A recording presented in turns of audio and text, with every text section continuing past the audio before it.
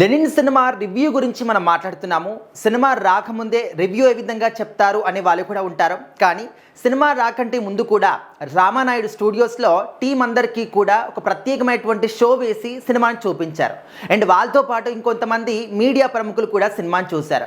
అయితే వాళ్ళు చూసిన తర్వాత వాళ్ళకి ఏ విధంగా అనిపించింది, సో వాళ్ళు ఈ సినిమా గురించి ఏం చెప్పారంటే ఒక 3 పాయింట్లు చెప్పారనమాట.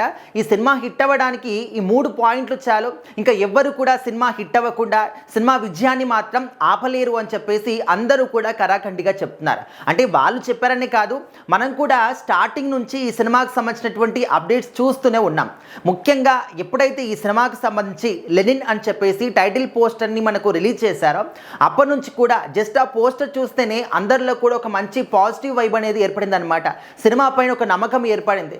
ఈ సినిమాలో ఖచ్చితంగా ఒక రూటెడ్ స్టోరీ కనిపిస్తుంది, ఎక్కడొక చోట అందరికి కూడా కనెక్ట్ అవుతుంది. ఈ సినిమా ఖచ్చితంగా హిట్ అవుతుంది, మంచి స్టోరీ కనిపిస్తుంది. అఖిల్ యొక్క ఆ రూపాన్ని చూస్తేనే, ఆ పోస్టర్ చూస్తేనే మాకు అర్థమైపోతుంది అనే విధంగా అప్పుడే ఫిక్స్ అయిన వాళ్ళు కూడా ఉన్నారు.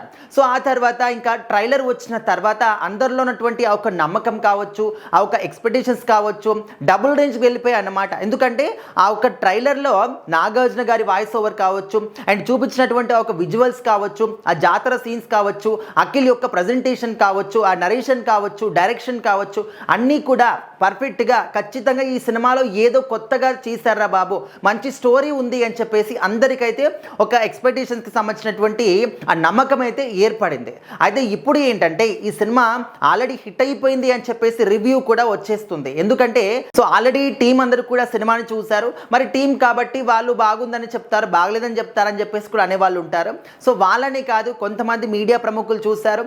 దానికి తోడు స్వయంగా నాగార్జున గారే ఈ సినిమా గురించి గొప్పగా చెప్పడం జరిగింది. సినిమా ఖచ్చితంగా సూపర్ డూపర్ హిట్ అవుతుంది, రాసి పెట్టుకోండి అని చెప్పేసి. సో దాన్ని కూడా అనేవాళ్ళు ఉంటారు. కన్నతండ్రి కాబట్టి ఆటోమేటిక్గా సినిమా బాగుందని చెప్తాడు అని చెప్పేసి అనేవాళ్ళు ఉంటారు. కానీ అక్కడ ఆయన ఒక స్టేజ్ పైన ఒక కన్నతండ్రిగా కాకుండా ఒక ఆయనకు కూడా సినిమా ఇండస్ట్రీలో ఉన్నటువంటి ఒక హీరో లాగా, ఒక చీఫ్ గెస్ట్ లాగా మాత్రమే ఆయన సినిమా చూసి చెప్పడం జరిగింది.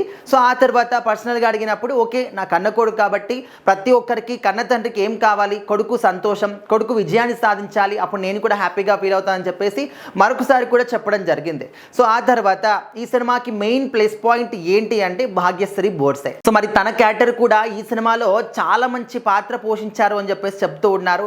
డైరెక్టర్ గారు చాలా అద్భుతంగా భాగ్యశ్రీ బోర్సే యొక్క అంటే తన పాత్రని ఎలివేట్ చేశారు అని చెప్పేసి కూడా చెప్తూ ఉన్నారు.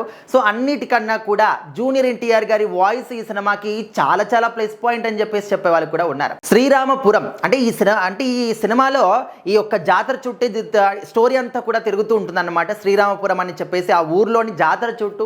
సో మరి ఈ యొక్క జాతర నేపథ్యం ఏంటి, ఈ ఊరి యొక్క నేపథ్యం ఏంటి అనేది మన జూనియర్ ఎన్టీఆర్ గారి వాయిస్ ఓవర్లో కనిపిస్తుంది అని చెప్పేసి చెప్తున్నారు. రీసెంట్గానే దానికి సంబంధించినటువంటి డబ్బింగ్ కూడా పూర్తయిపోయింది. ఆ ఫోటోస్ కూడా మనకు రివీల్ చేశారు. అఖిల్ అదేవిధంగా ఎన్టీఆర్ ఇద్దరు కూడా కలిసి మాట్లాడుకున్నటువంటి ఆ ఒక వీడియోస్ కావచ్చు. సో ఈ విధంగా అందరూ కూడా ఈ సినిమా గురించి మాత్రం చాలా పాజిటివ్గానే మాట్లాడుతున్నారు. పాజిటివ్ వైబ్ కనిపిస్తుంది. అండ్ వచ్చినటువంటి ఆ ట్రైలర్ కావచ్చు, అండ్ అంటే అంచనాలన్నీ కూడా చాలా భారీగానే ఉన్నాయి. మరి జూలై 10th సినిమా వచ్చిన తర్వాత ఇంకా ఏ విధంగా ఉంటుంది, ప్రేక్షకులు ఈ సినిమాను చూసే విధంగా ఫీల్ అవుతారనేది మనము మరొకసారి మాట్లాడుకుందాం.